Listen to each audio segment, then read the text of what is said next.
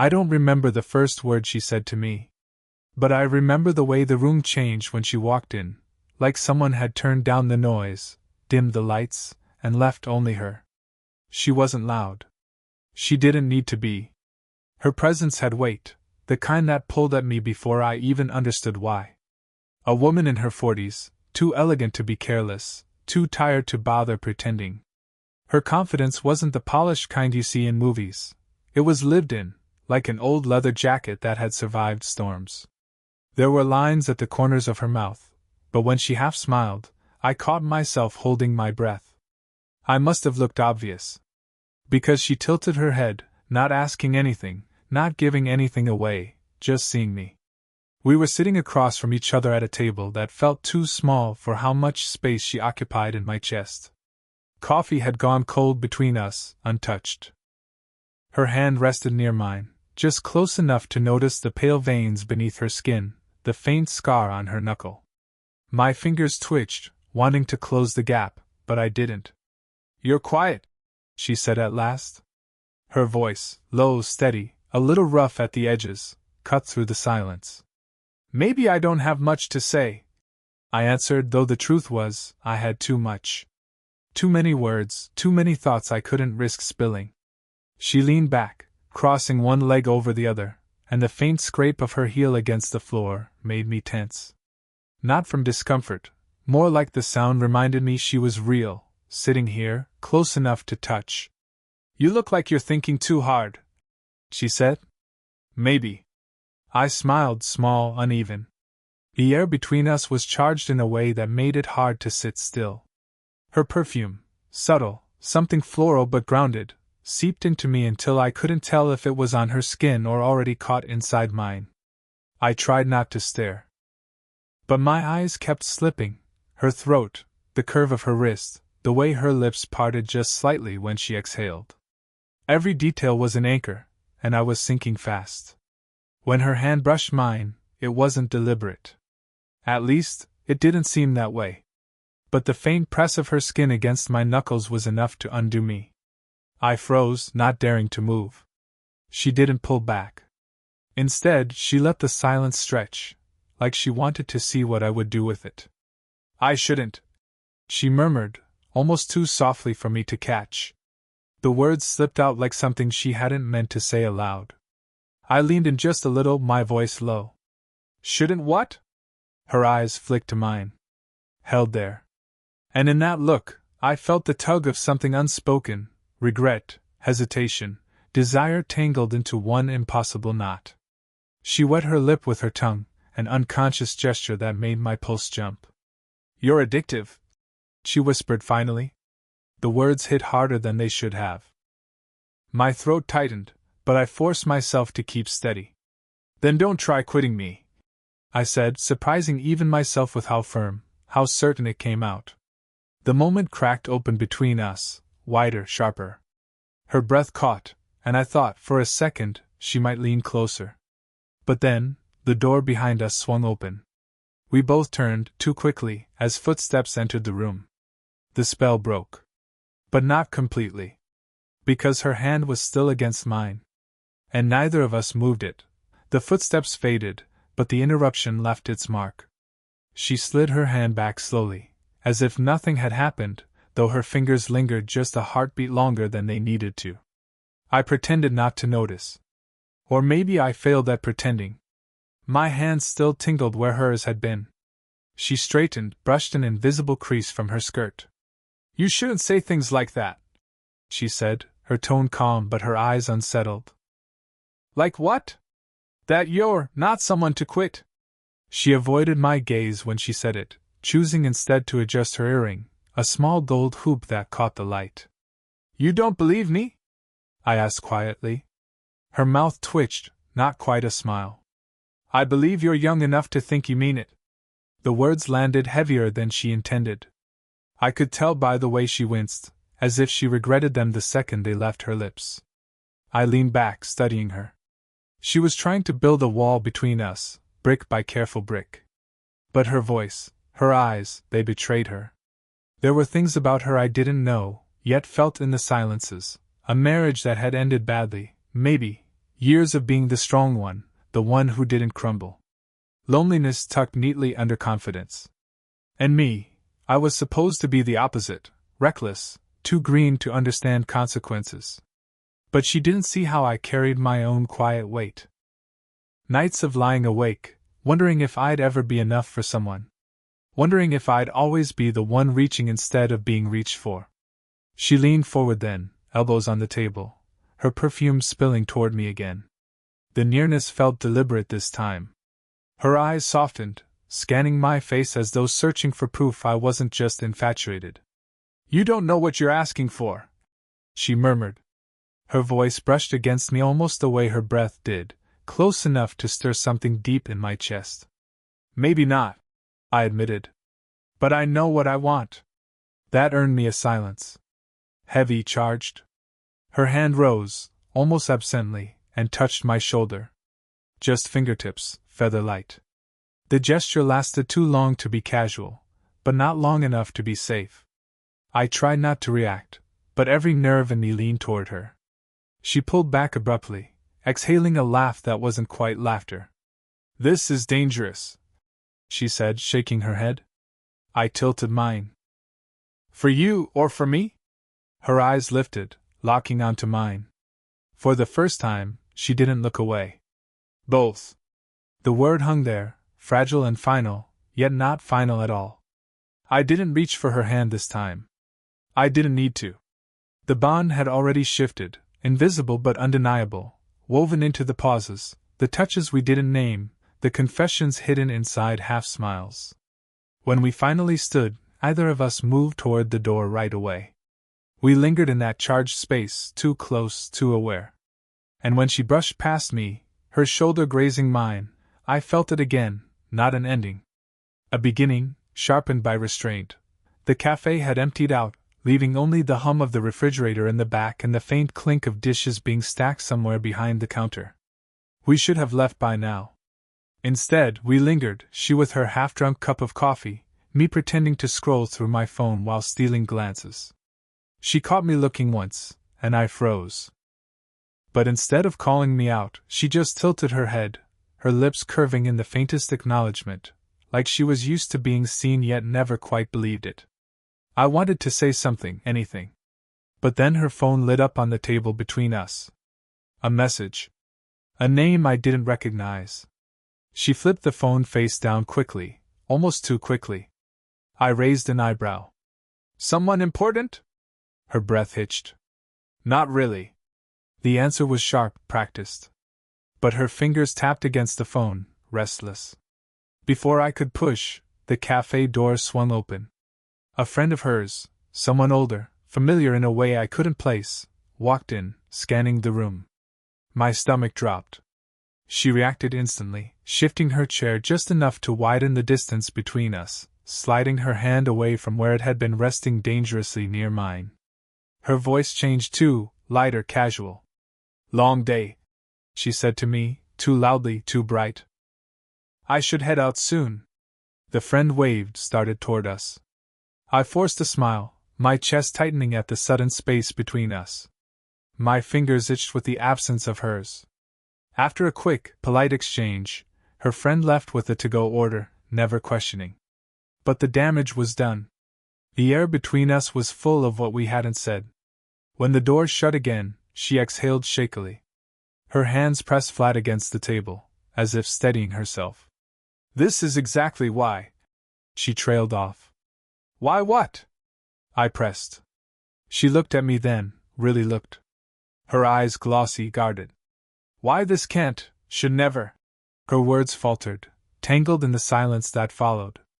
I leaned forward, slowly, deliberately, until the space between us was thinner than a breath. My pulse drummed in my throat. Her lips parted, not in invitation, but in something between warning and surrender. The world narrowed to her, her perfume, her warmth, the faint tremor of her hand as it brushed against mine under the table. She didn't move away this time. "Do you want me to stop?" I whispered. Her eyes flicked to my mouth, then back to my eyes. She didn't answer. The silence was louder than any confession. I closed the last inch, not enough for a kiss, just enough that my forehead almost touched hers. Her breath mingled with mine, hot and uneven. And then, her phone buzzed again, vibrating against the table like an accusation. She flinched, pulling back slightly, though her hand stayed tangled with mine beneath the wood. We both sat there, caught, half in restraint, half in a gravity we couldn't undo. Neither of us kissed. Neither of us let go. The second time her phone buzzed, she didn't even look. She silenced it with a flick of her thumb, eyes fixed on me as if the device no longer mattered. Her hand was still against mine, hidden beneath the table. Neither of us acknowledged it, but the heat of her palm made it impossible to think about anything else. Finally, she whispered, "This is wrong." "Then why are you still here?" The words slipped out sharper than I meant, but I didn't take them back. Her breath caught, her lips parting. She leaned back slightly, as if distance might dilute the truth. But her shoulders stayed angled toward me, betraying her. "Because I don't trust myself to leave," she admitted, her voice raw. Something inside me cracked open. I reached across, slow enough to give her every chance to stop me, and brushed a strand of hair from her face. My knuckles skimmed her cheek, softer than I expected, and she closed her eyes at the touch. "Don't," she breathed, but it wasn't resistance, it was plea. I leaned closer, my voice low near her ear. "Tell me you don't want this, and I'll stop." Her silence was answer enough. The space between us collapsed. She leaned into me, her temple brushing my jaw, the faint tremor of her shoulders betraying what her words refused to. My arms slid around her without thought, steadying her, pulling her closer until I could feel the rise and fall of her chest against mine. For a moment, it was just us, the muted hum of the cafe, the warmth of her pressed into me, the faint scent of her perfume clinging to my shirt. Then she stiffened. "They'll judge us," she whispered, almost like a confession. "My friends. My family. Yours." "I don't care," I said, and I meant it. My voice sounded rough, urgent. "You will." Her eyes opened, locking onto mine with something between longing and warning. "You're young enough to survive the shame." "I'm not." The word stung, but I refused to retreat. Instead, I cupped her face gently, my thumb brushing her jaw. Her skin was warm, flushed, alive beneath my touch. Her eyes flicked to my lips, just for a second, but enough to undo me. I leaned in, slow, deliberate. She didn't pull away. Our breaths tangled, ragged and uneven. My heart hammered against my ribs. Her fingers curled into the fabric of my sleeve, anchoring me. We were there, suspended on the edge of something irreversible. And then, her phone lit up again, not buzzing this time, just glowing with a name across the screen. A man's name. Her gaze flicked down, then back up at me. She didn't move. Neither did I. Her lips hovered a breath away, her voice breaking the stillness in a whisper that cut deeper than any kiss. "Say it. Tell me what you really want." Her phone screen glowed between us, that name burning like a wound I wasn't supposed to see. She didn't move to hide it this time. She let me look. "He's not," she started, but stopped. The unfinished sentence was louder than anything she could have said. I leaned back, my pulse unsteady. "Not what?" Her throat worked as she swallowed. She turned the phone face down again, slower this time, deliberate. "Not who you think," she murmured. "Then who?" Her silence stretched. She shifted in her chair, shoulders tight, fingers twisting the band on her right hand. It wasn't a wedding ring, not anymore, but it was something. A trace. Finally, she said it. "My ex-husband." The words landed like a crack of thunder in a quiet room. I froze, unable to mask the jolt in my chest. She saw it. She always saw too much. "He still calls," she continued, her voice flat but her hands betraying her, fingers trembling as they smoothed over the table's edge. "Not because he cares. Because he wants to remind me he still exists. That I don't get to forget." I exhaled sharply, leaning forward. "And you answer?" Her eyes snapped to mine, sharp, defensive. Then softened. "Sometimes." Not because I want to. Because I'm weak. She pulled back then, rising from her chair as if the confession had made sitting unbearable. I stood too, instinctively, too close. Our bodies brushed in the narrow space between table and wall. The contact was brief but searing, her shoulder grazing my chest, the faint brush of her hair against my jaw.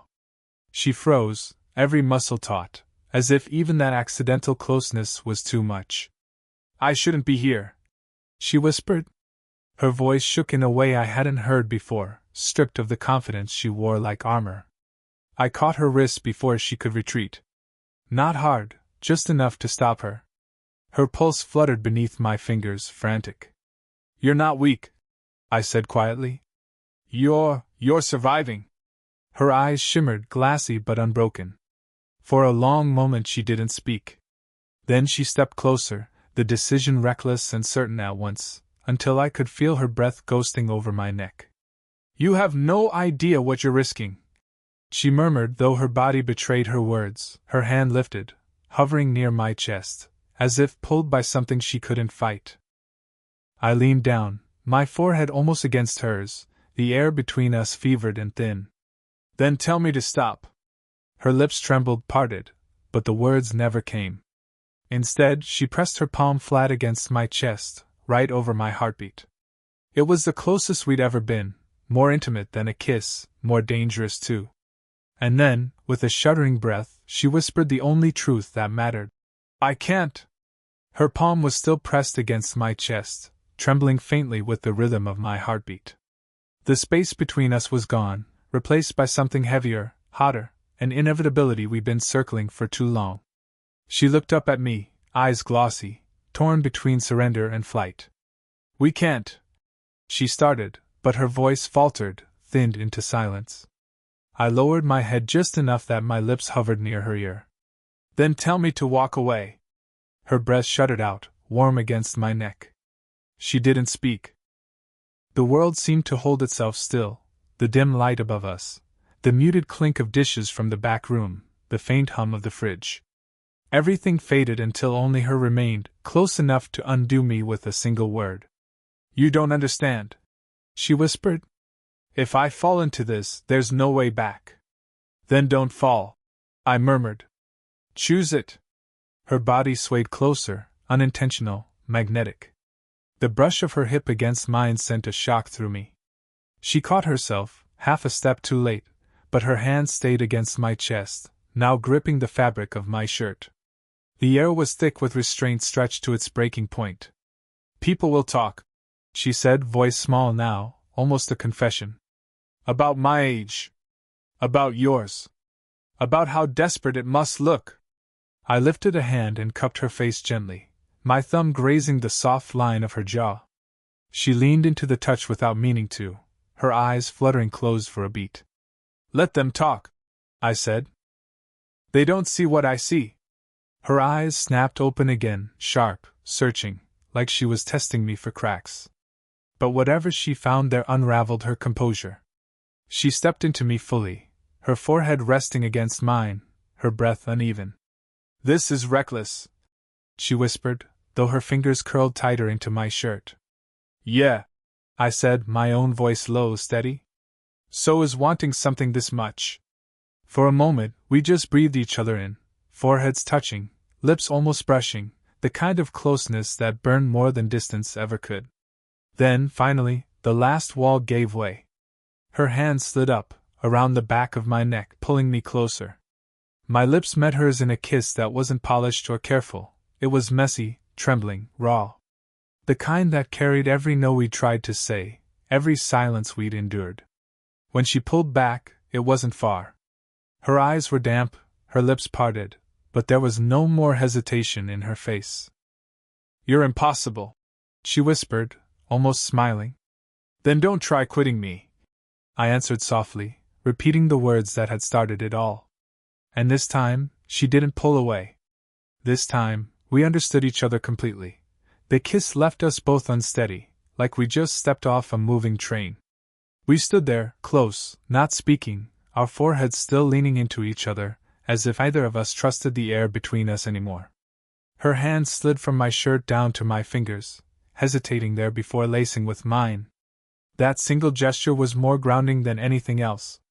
When she finally spoke, her voice was softer than I'd ever heard it. "Do you know how dangerous this is for me?" I nodded. "Yeah." I squeezed her hand gently. "And I'm not walking away." A laugh caught in her throat, half disbelieving, half relieved. She leaned into me then, resting her head against my shoulder, and for a long time we didn't move. Just stood in that small cafe, the world dimmed, her body warm against mine, our breaths slowly falling into rhythm. She pulled back eventually, her eyes glassy but steady. "People will never understand this." "Maybe not," I admitted. "But they don't have to." "We do." That earned me a silence, but this time it wasn't heavy. It was thoughtful. Her gaze softened in a way that made my chest ache, like she was allowing herself, for the first time, to stop running from the what if. I brushed a strand of hair from her face, tucking it gently behind her ear. My thumb lingered at her temple, and she leaned into the touch. "Not hiding. Not pretending." "You make it sound so simple," she whispered. "Maybe it is," I said. "Simple doesn't mean easy." Her lips curved into the faintest smile, worn, vulnerable, but real.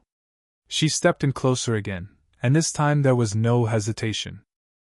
My arms wrapped around her, holding her fully, and she melted into the embrace as though she'd been waiting far too long for someone to hold her without condition. The cafe around us didn't matter anymore. The age gap, the whispers, the doubts, they were still there, but smaller now, dwarfed by the fact that neither of us had moved when we could have. Her hand gripped the back of my shirt, firm, as if to anchor herself. And in that grip, I felt the truth of it, she wasn't letting go. When she finally tilted her face up toward me, she didn't need words. I kissed her forehead slowly, deliberately, a promise wrapped in something quieter than desire. Something steadier. She exhaled, a sound halfway between relief and surrender. "We'll figure it out," she murmured. "We already are," I said.